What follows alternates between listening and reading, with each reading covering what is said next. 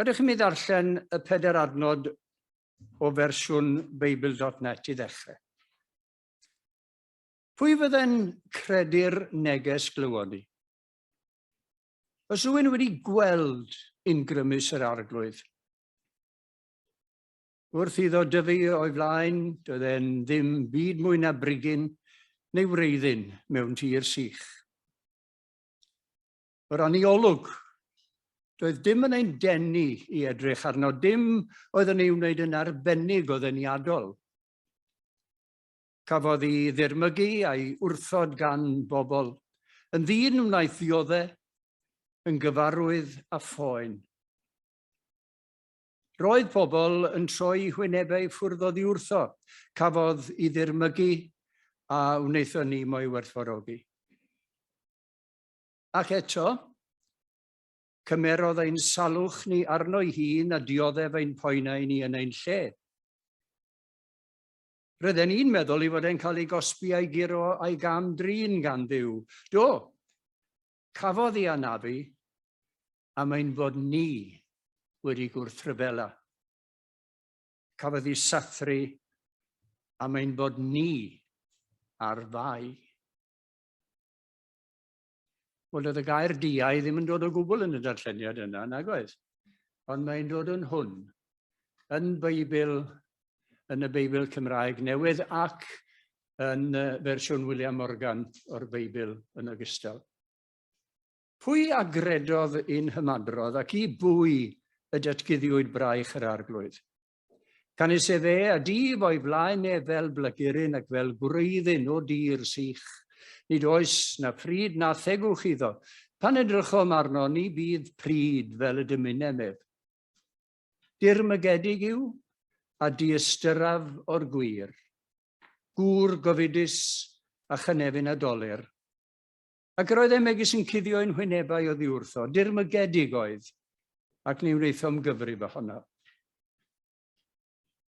Diau, dyna'r gair, diau, efe a gymerth ein gwendid ni ac a ddig ein doluriau.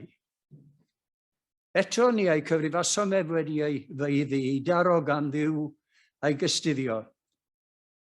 Ond efe a archollwyd am ein cymweddau ni, efe a ddrylliwyd am ein hanwireddau ni.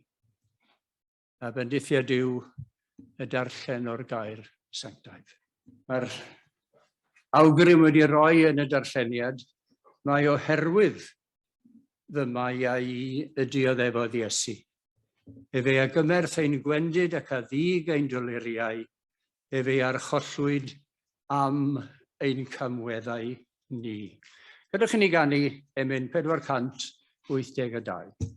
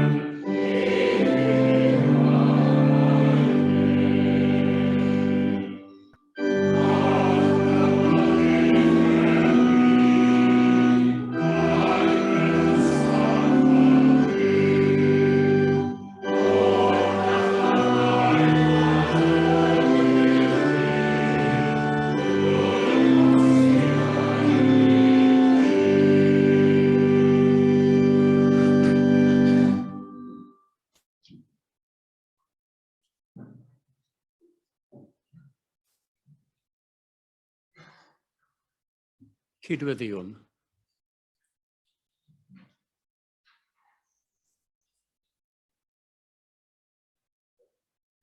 Arglwydd arwain ein meddyliau ni. Ac ar gyhoedda ni o'r newydd, drwy roi i ni y sicrwydd bendigaid yr un ni'n chwilio amdano.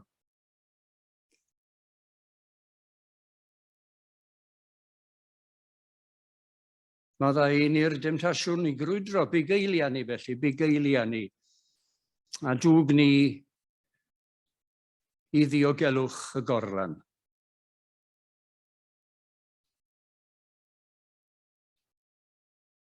Bydd i ni ar ddydd cyntaf tymor adfent, dyfodiad y brenin. Bydd i ni'n gymorth, cadw ni, cynnal ni, cwyd ni, a chymorth ni. A defnyddio ni o arglwydd i fod yn dystion, nid i wirioneddau, ond i'r gwirionedd. Yr hyn i ni wybod.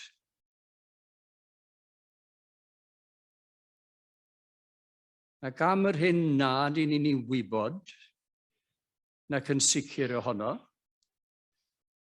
eglura i ni, ac esbonia i ni o'r newydd, y gair a wneithbwyd yn gnawd. I ni'n erbyn arno ti arglwydd i edrych arno ni,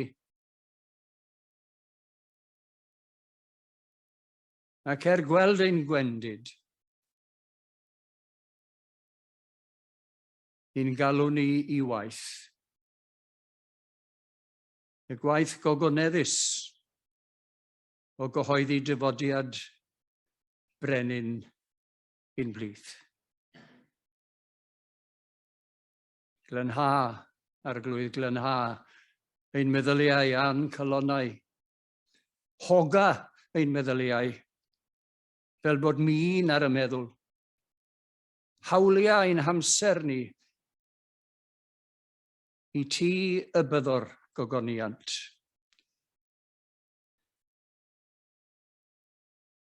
Llenwan munudau a gorfoledd dy ddyfodiad un byd. Llona ni. Maddau i ni pan fyddwn ni yn methu a charedd y safonau a gwyddon ni mae disgwyl i ni fel dilynwyr Iesu i'w cyrraedd. O Dduw piga ein cydwybod. A pharato ni i baratoi'r ffordd i ddyfodiad di. Un bywyd, un byd. Roi ni arglwydd y gallu prin hwnnw i ryfeddu. I ryfeddu at yr hyn a ddigwyddodd.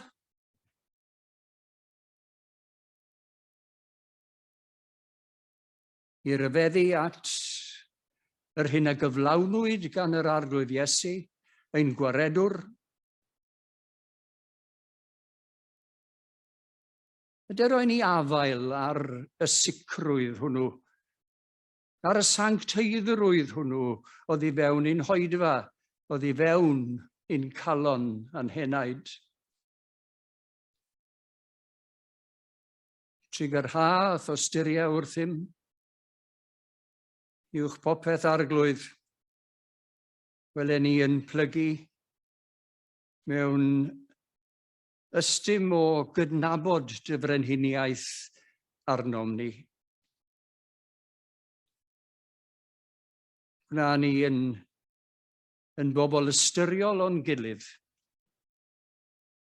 yn ystyriol o'r byd o'n cwmpas, yn ystyriol o bawb sydd yn llai ffodus na ni. arglwydd clywyn gweddi.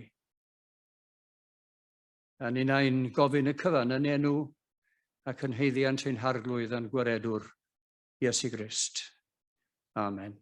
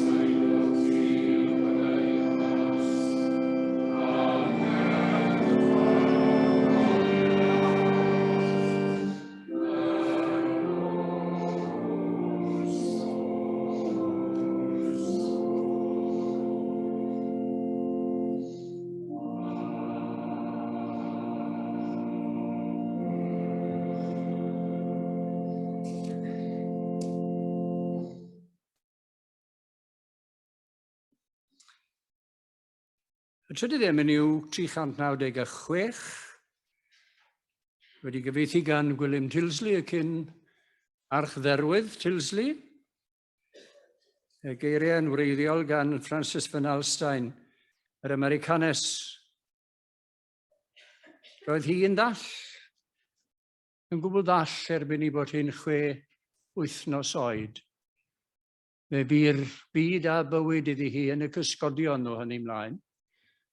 Yn yr ansicrwydd sydd yna yn y tywyllwch y mae'r deillion yn ei ddioddef. Ac eto, mae chi'n canu emyn fel hwn am y sicrwydd bendigaid. Gadewch i ni i'w ganu bore yma. Sicrwydd bendigaid, Iesu yn rhan hyn ydyw ernest nef yn y man. Dyma fy stori, dyma fy nghân, camol fy ngheidwad hawddgar y glân. 396. Amen.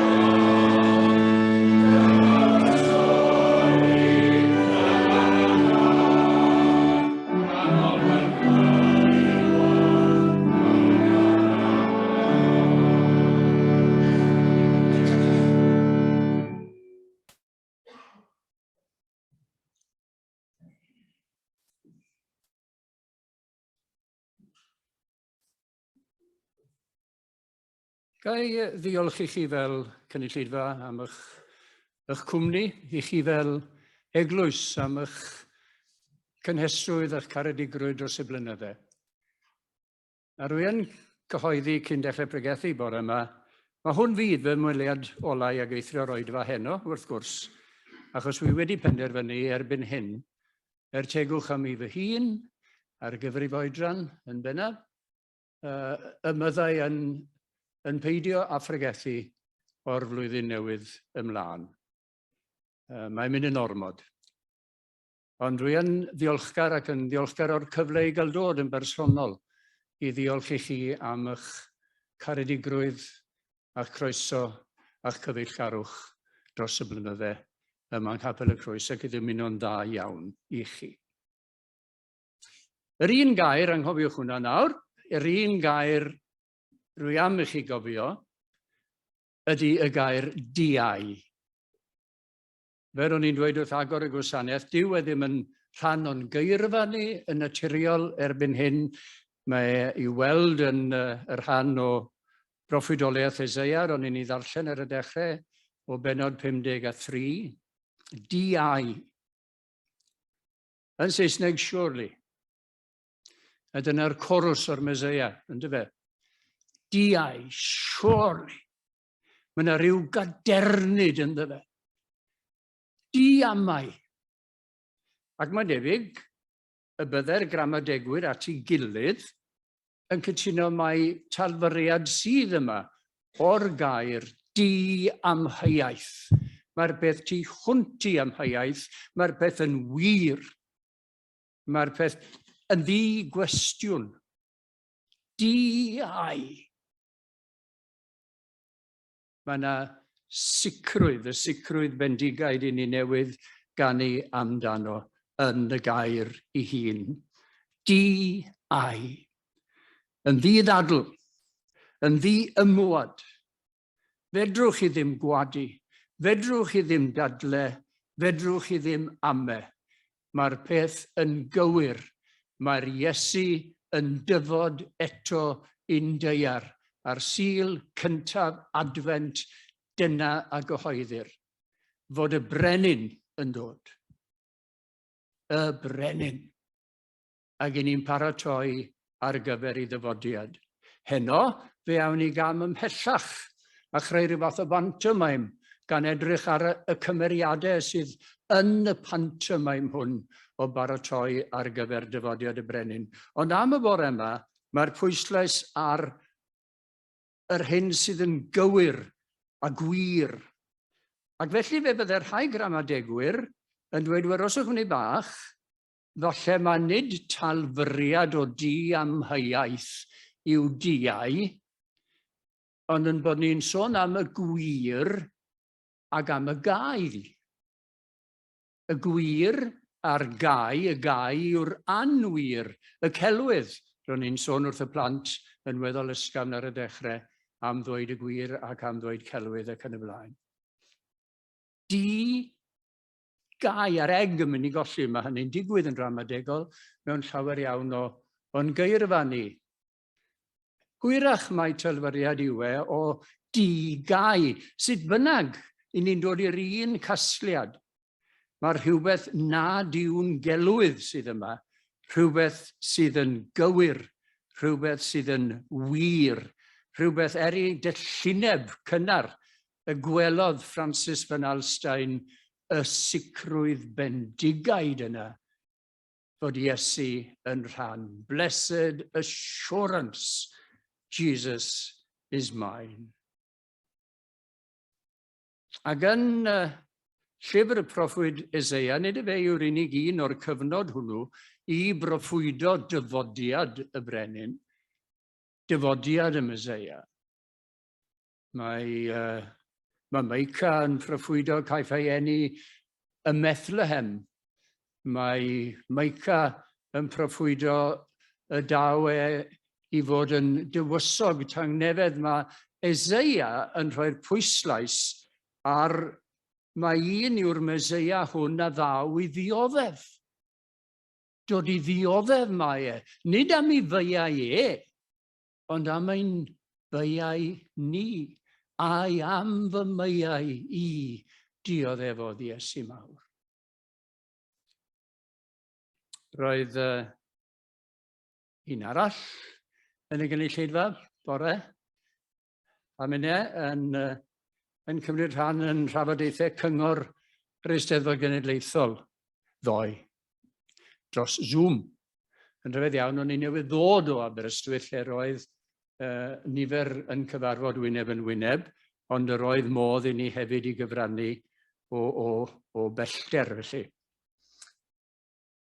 Ac yn edrych yn ôl ar Eisteddfod ddigon llwyddiannus iawn ar sawl agwedd yn Nhregaron, a phawb yn cytuno fod ambell i gwyn yn naturiol yn codi, Cymru, i ni wedi'r cyfan, i ni ffinio rhywbeth i gwyno amdano. Ond i bod hi yn braf i ddod wyneb yn wyneb ar y maes, a bod yna rhyw normalrwydd wedi dod yn ôl i fywyd pan ni'n gallu dod ac yn y cyswllt hwn cwrdd mewn pentre yng nghanolbarth Cymru a chael wythnos o lawenhau ac o ddiwylliant wedi cymysgu yn un.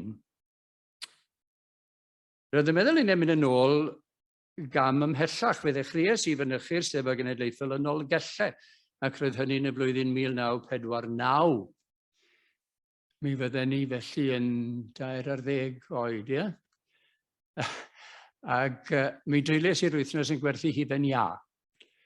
Oherwydd roedd wr oedd yn gwerthu hufen iâ wedi cael cytundeb i werthu hufen iâ ar y maes yn bryn o rywun i sefyll yn ei stondin am ddiwrnod cyfan i werthu hufen iâ. Dyna fe mi'n ei wneud yn benna yn Eisteddfod Dolgelle. Ond y cof penodol at y bore yma sydd yn dod yw Eisteddfod Genedlaethol Frenhinol. Ie, felly roedd hi'n de, hyd at dro'r ganrif hon, Eisteddfod Genedlaethol Frenhinol Aberdâr y 1956. Roeddwn ni yn honno hefyd. Ond doeddwn ni ddim yno ar y nos Sadwrn ola, a dyna pryd y perfformiwyd Meseia Handel gan gôr lleol Cwm Cynnon. Cerddorfa Symffoni Llundain. Yr unawdwyr i Meseia oedd Nancy Bateman yn soprano.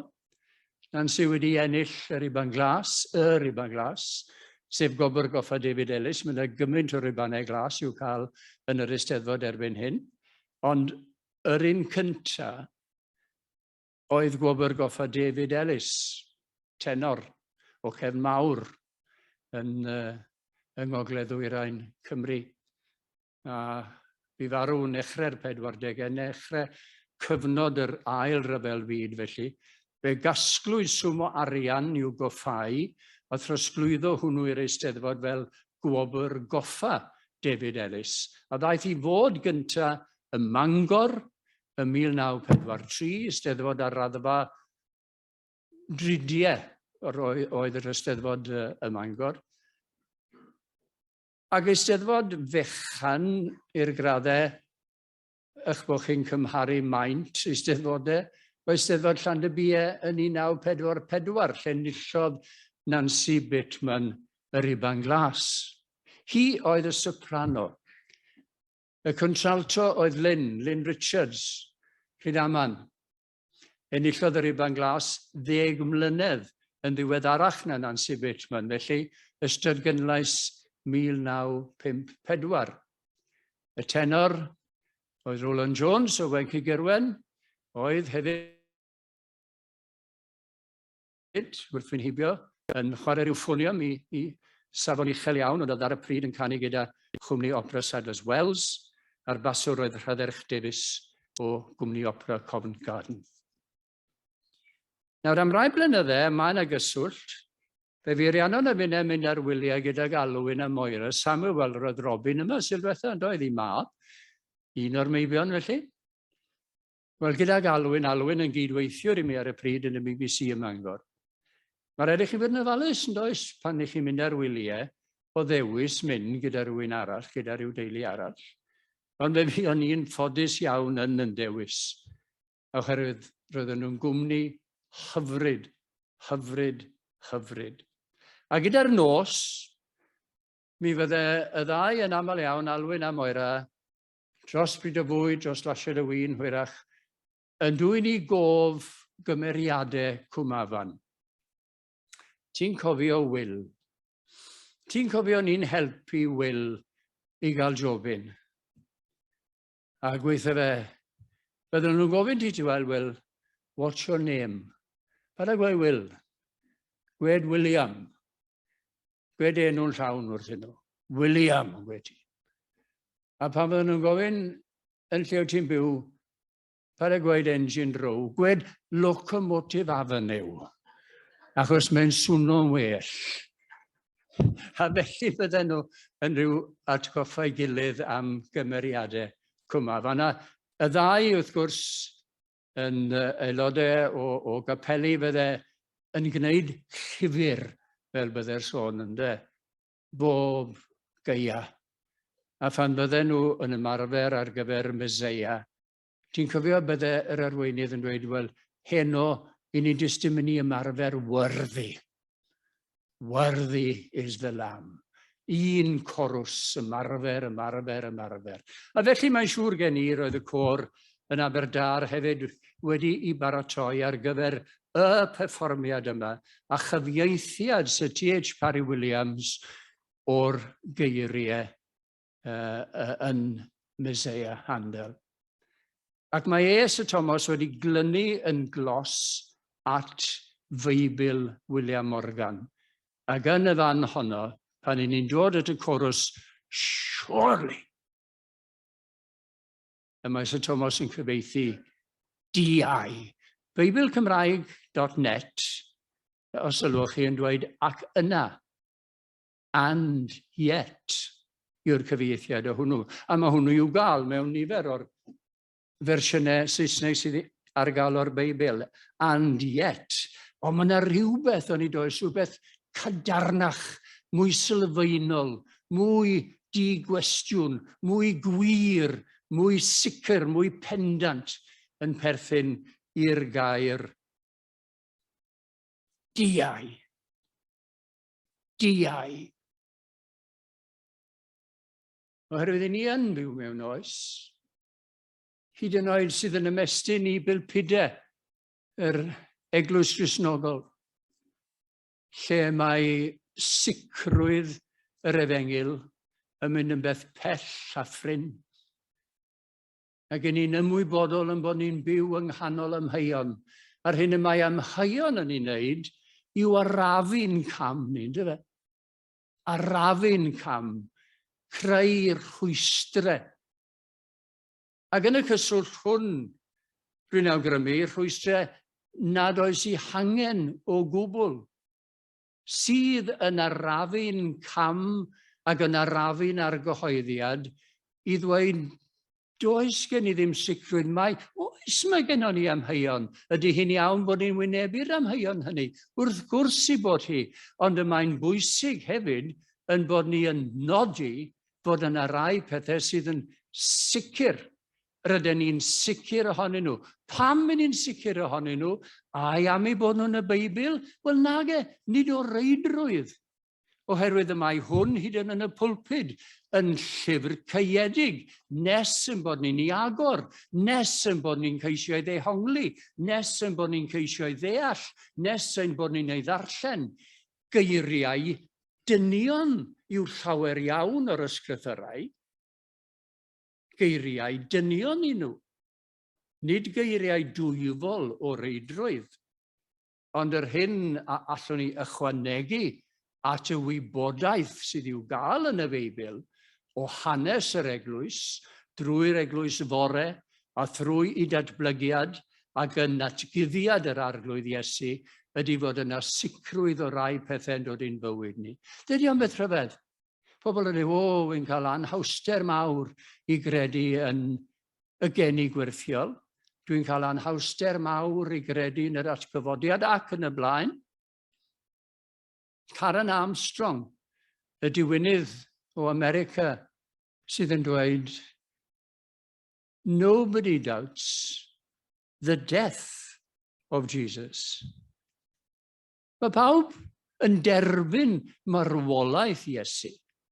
Yr hyn maen nhw'n cael ein anodd yw derbyn ei fywyd ei fodolaeth bodolaeth Duw. I ni'n deall dyn a deiar, pethau sydd yn dod i ben, pethau yn ôl yr ysgrythyr, dyddiau dyn sydd fel glaswelltyn. Fel glaswelltyn, yn bodoli ac yn darfod ac yn diffodd. I ni'n deall hwnna, i ni'n credu yn hwnna, i ni'n gallu credu yn rhywbeth sydd yn darfod, beth i ni'n ffeindio'n anodd yw i gredu ac ei dystiolaethu yn y peth byw hwnnw sydd yn byw bywyd tragwyddol.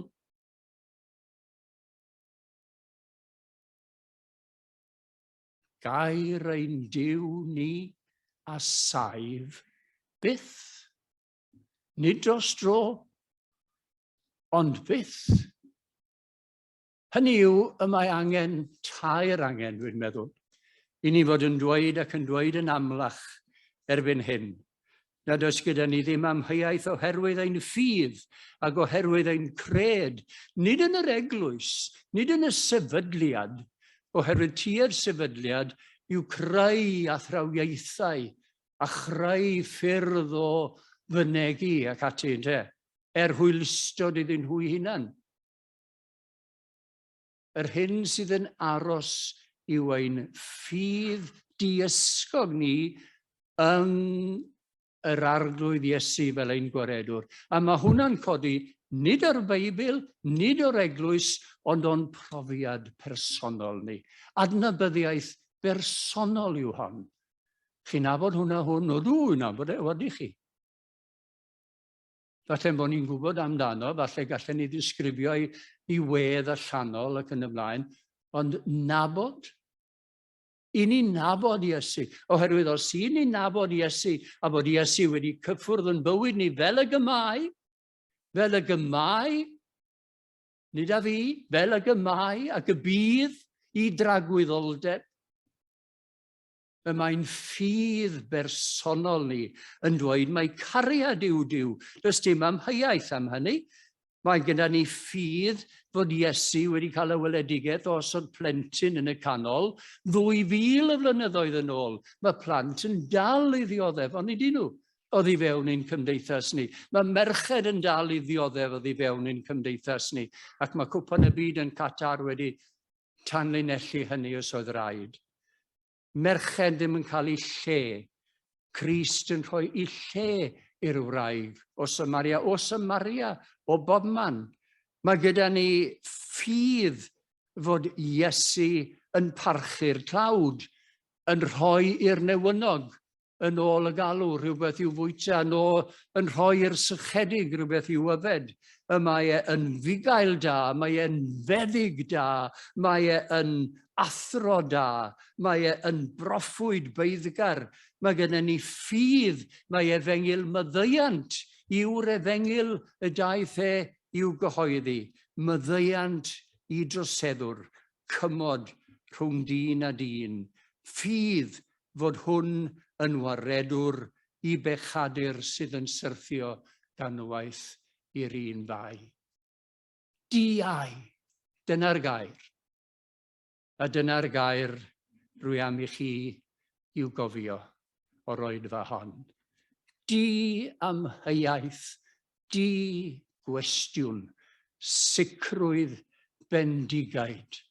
Mae Iesu yw fy ngwaredwr. Yn ei enw mawr. Amen. Ac fe ganwn ni am y sicrwydd hynna i orffen yr emyn yw 547. Emyn David Jones o Ddimbych. Thomas Jones yn ydych. Thomas Jones o Ddimbych.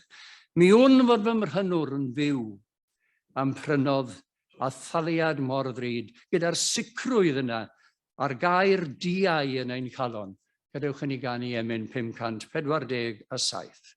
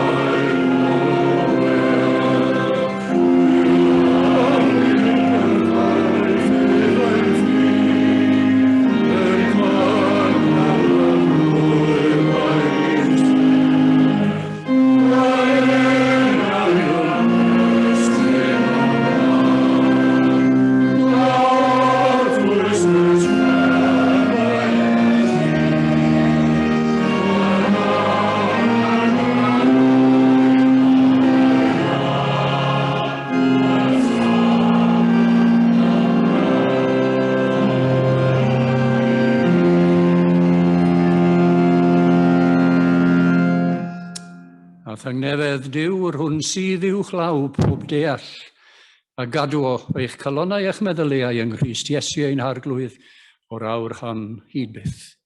Amen.